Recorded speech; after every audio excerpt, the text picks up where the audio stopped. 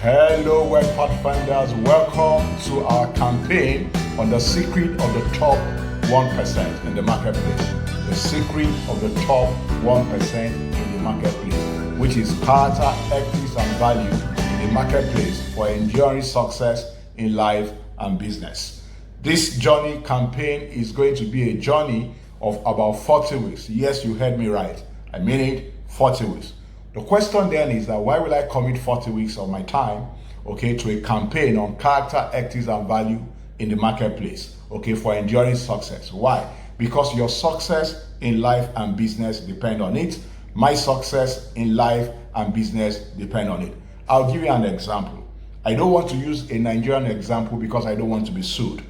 But I give you an example. I think it was precisely, if you have been around at about year 2000 or thereabout, or precisely November 2001, many people all over the world, were shocked to wake up to the news of Aaron. I'm sure you have read about the story of Aaron.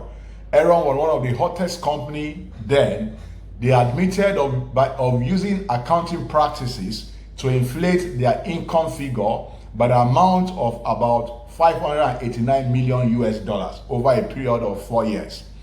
Less than a month later, what happened? The company filed bankruptcy.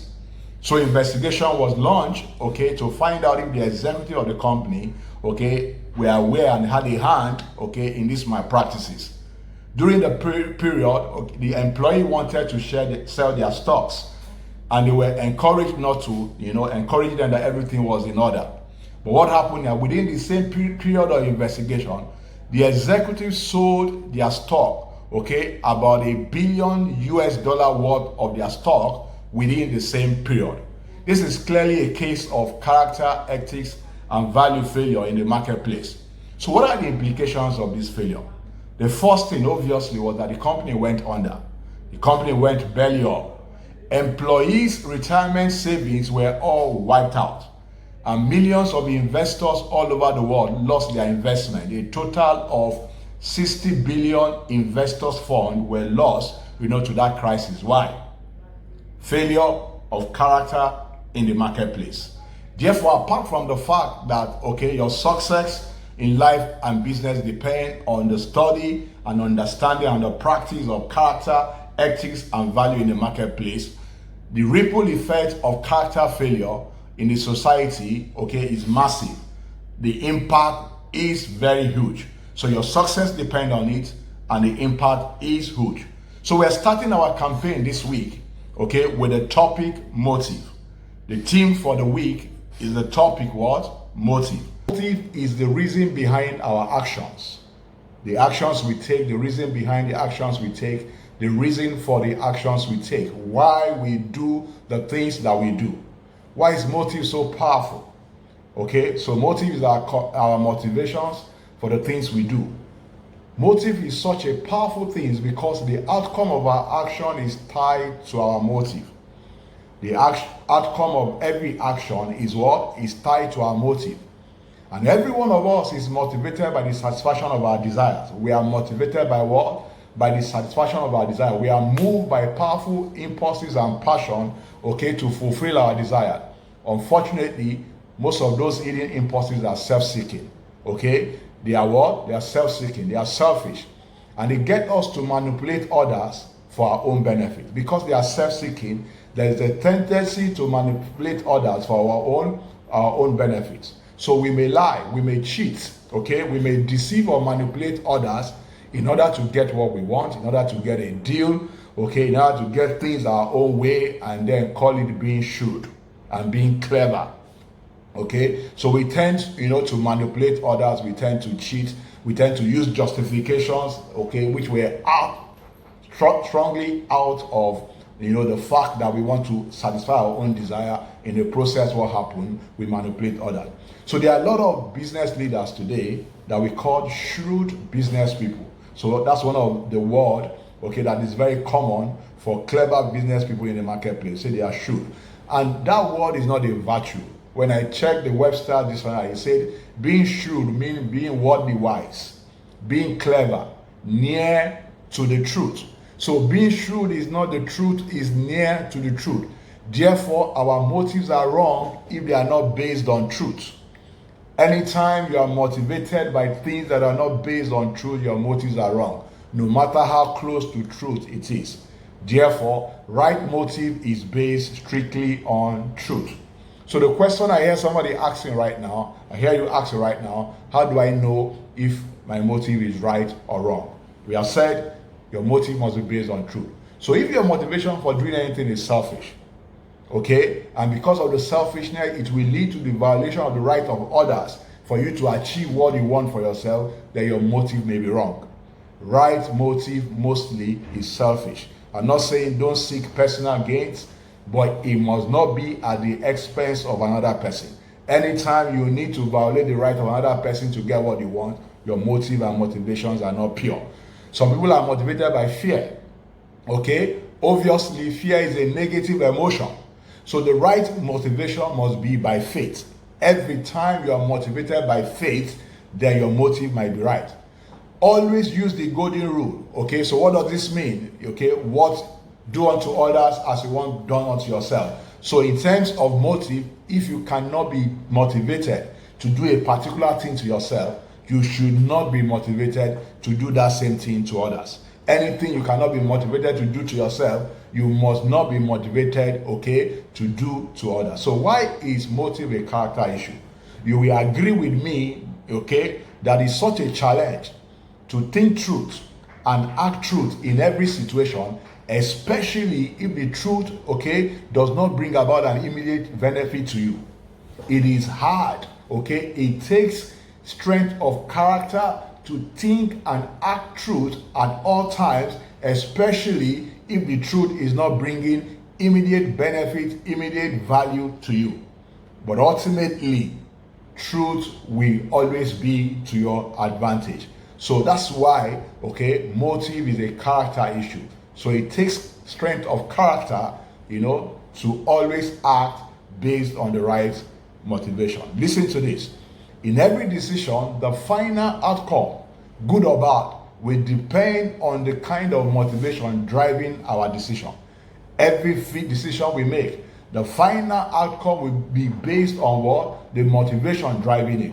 Listen to this. If your motivation is wrong and your actions are right, okay, the result is not going to be sustainable.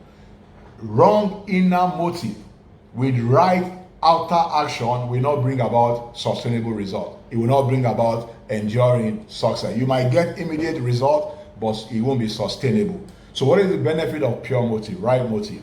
Listen to this. The first one is that when our motives are right, two things happen to us. We become open and free. We become what? Open and free.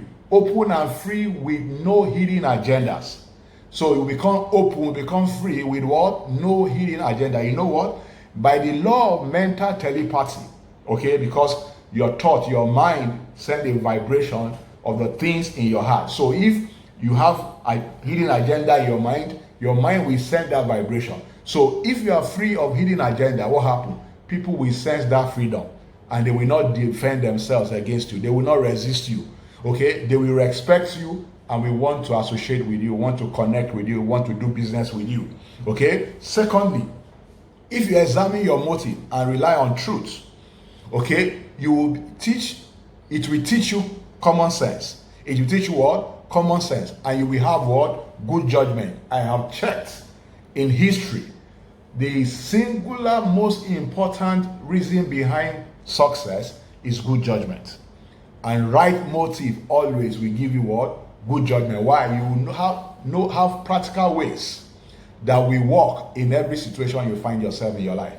You will know what? You will have and know practical ways that will work. Why? Because your motives are pure. So when that happens, what happens? People will not know you as being shrewd, but as being wise. So therefore, seek wisdom above being shrewd. Okay? Because shrewdness is near the truth, is not the truth. So let's look at the impact of right motive on business. A lot of people enter business with the wrong motive. Okay? Why is this important? This mindset change is important. Why? Because new mindset equals to new result. Okay? New mindset equals to new result. If you don't have the right mindset about motive, you will struggle for the lifetime of your business. So to avoid struggle throughout the lifetime of your business, it's important that you know the right motive for business. Okay? People will prefer you, okay, to do business with you. Why? They can sense the freedom, they can sense the openness, they are willing to embrace you because they know that you don't have any hidden agenda. Okay? They know you don't have any agenda. Your clients will turn to your friend, literally. So you can imagine if your motive is pure, your client will turn to your friend. Imagine that your friends are doing business with you. It will strengthen your passion and your connection to everyone with you associate. So you find out that your association will be strong, your connection will be strong, and you know that people buy from people they like, people they know, and people they trust. Okay, that will lead to trust. This singularly, okay, we do what? We transform your business and your career. And if you master this act of, the right motive for business, what happens? Success in your business with what? We naturally follow. I give you a case study before I close. It's a case study of Oprah Winfrey. Oprah said in a quote, "The reason I've been so financially successful is because my focus and my motive has never one day been money, 1 minute be money. I have never been motivated by money in all I do in life. And because of that, I've been so successful." So what does financial success mean to Oprah? Oprah net worth as of 2019 is $2.7 billion US. And it says the reason behind this is because I have the right motive. My motive has never been money. So money seeking is a wrong motive for doing business. Okay? All right? Is a wrong motive for being. So what's the right motive for doing business? Okay, what's the right motive for business then? The right motive is not about money. Money is the result you get for entering business for the right motive. Money is the result for entering business for the right motive. Okay? Your right motive is not about you, it's not about your needs. Okay? The right motive for business is not about you and what you need. Whatever you get out of business is because you face the right motive, is a result. Meeting your need is a result of facing the right motive in business. So what there is not about business about. The right motive for business is not about your product, it's not about your service. It is good to have, whether awesome product and services, but awesome product is admirable, but it's trite, it's commonplace. You must have the right motive in business to get the right result. What then is the right motive about business? It is about your clients. It's about their needs. It's about the result they want to create. It's about the value you create for them. It is your ability, to put your client's needs always ahead of your need, ahead of money, ahead of product. So the right motive for business is what does your clients want to create?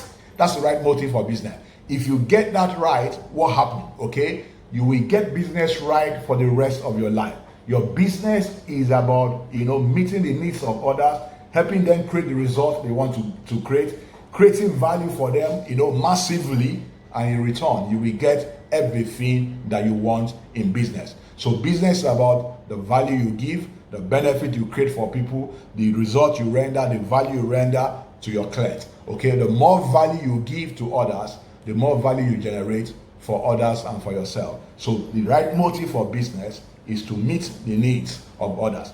And as I close, I want to give you this analogy. Just think about this for a while. Supposing, you sell drilling machine. I give this example all the time. And somebody comes to your shop. What does the person need? So this determines whether the person is your client or your customer.